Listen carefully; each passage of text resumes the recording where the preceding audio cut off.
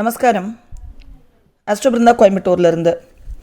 அடிக்கடி என் முன்னால் வைக்கப்படுற ஒரு கேள்வி, மேடம் முதல் திருமணம் எந்த பாவம் எங்களுக்கு தெரிஞ்சிருச்சு, 7ஆம் பாவம்னு சொல்கிறோம். 2ஆம் திருமணம் எந்த பாவம், 3ஆம் திருமணம் என்ன பாவம் அப்படின்னு மறு திருமணம் செய்கிறவங்கெல்லாம் 7ஆம் பாவம் பார்க்கணுமா, 9 பார்க்கணுமா, இல்லை 11 பார்க்கணுமா அப்படின்னு ரிப்பீட்டடாக கொஸ்டின்ஸ் என்கிட்ட வரும். ரீமேரேஜுக்குள்ளே அவங்க டிவோர்ஸ் ஆனவங்களோ அல்லது விடோயரோ ஆணோ பெண்ணோ யாராவது ஜாதகம் பார்த்தாங்கன்னா அவங்களுக்கு நிறைய பேருக்கு இந்த சந்தேகம் வரும். திருப்பி 7ஆம் பாவத்தை பார்க்கணுமா மேம், இல்லை 9ஆம் பாவத்தை பார்க்கணுமா, இல்லை 11ஆம் பாவத்தை பார்க்கணுமா அப்படின்னு. என்னோடய நிறைய மாஸ்டர்ஸ் எனக்கு சொன்ன ஒரு வார்த்தை என்ன அப்படின்னா, திருமணம் அப்படின்னா 7ஆம் பாவம் மட்டும்தான், திருமண வாழ்க்கையோட தரம் அப்படின்னா 7ஆம் பாவம் தான். திருமணம் அப்படின்னா ஃபஸ்ட்டு மேரேஜ் மட்டும்தான் திருமணம், பாக்கி எதுவுமே திருமணம் அப்படின்னு நம்ம கன்சிடர் பண்ணுறதில்ல ஜோதிட விதிப்படி. பாக்கி எல்லாமே ஒரு அண்டர்ஸ்டாண்டிங்கில் ஒருத்தருக்கு இன்னொருத்தரோட தேவை இருக்குது அப்படிங்கிற மாதிரி. நார்மலாகவே திருமணமே அப்படி தான்.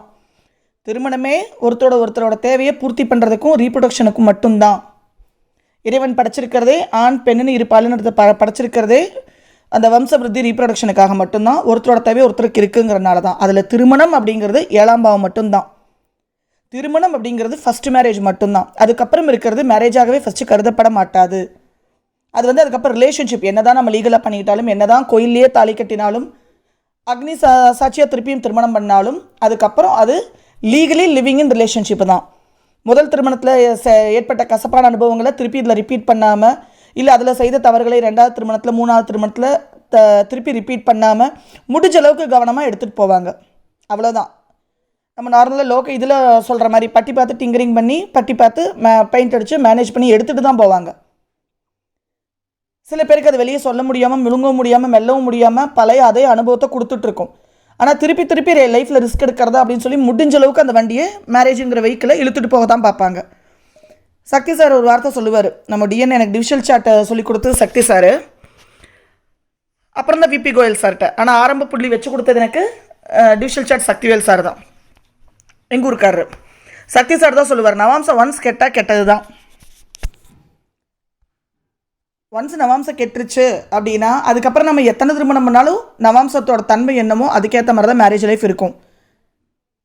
ராசியோட 7ஆம் பாவம் ஒரு எக்ஸ்ரே ரிப்போர்ட்டு, ராசியோட 4ஆம் பாவம் ஒரு எக்ஸ்ரே ரிப்போர்ட். அவங்களுக்கு குடும்ப வாழ்க்கையை தானாக உருவாக்குற குடும்பம் 4ஆம் பாவம்.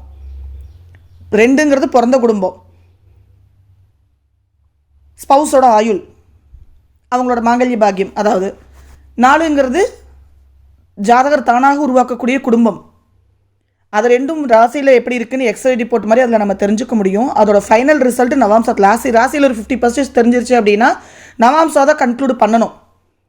நவாம்ச லக்னம் ஃபஸ்ட்டு கெட்டிருக்கக்கூடாது, லக்னத்துக்கு பேட் ஆஸ்பெக்ட்ஸ் இருக்கக்கூடாது, நவாம்ச லக்னாதிபதி கெட்டிருக்கக்கூடாது, ராசியோட 7ஆம் அதிபதி நவாம்சத்தில் கெட்டிருக்கக்கூடாது. நவாம்சத்தில் லக்னம் 7ஆம் பாவம் 4ஆம் பாவம், லக்னாதிபதி ராசியோட 7ஆம் அதிபதி நவாம்சத்தில் எப்படி இருக்குது, இதெல்லாம் ரொம்ப ரொம்ப ரொம்ப முக்கியம். அதனால் உங்களுக்கு எத்தனை திருமணம் நடந்தாலும் சரி, எவ்வளோ தடவை நீங்கள் ரிலேஷன்ஷிப்பில் விழுந்தாலும் சரி, அது 7ஆம் பாவமாக மட்டும்தான் இருக்குமே தவிர 9ஆம் பாவமாக மாறவே மாறாது, 11ஆம் பாவமாக மாறாது. 11ங்கிறது நம்ம ஆசையை நிறைவேற்றிக்கிறது, fulfilment of desires, huge social network, பெரிய எக்ஸ்போஷர், பெரிய தடைகள், இதுதான் 11. அப்போ உங்களுக்கு திருமண வாழ்க்கையோட தரம் எப்படி இருக்கும் அப்படின்னா, உங்களோட 7ஆம் பாவம் டிக்னிட்டி ஆஃப் த மேரேஜ்னு நான் சர்வீஸ் போட்டதுக்கு காரணமே அதுதான்.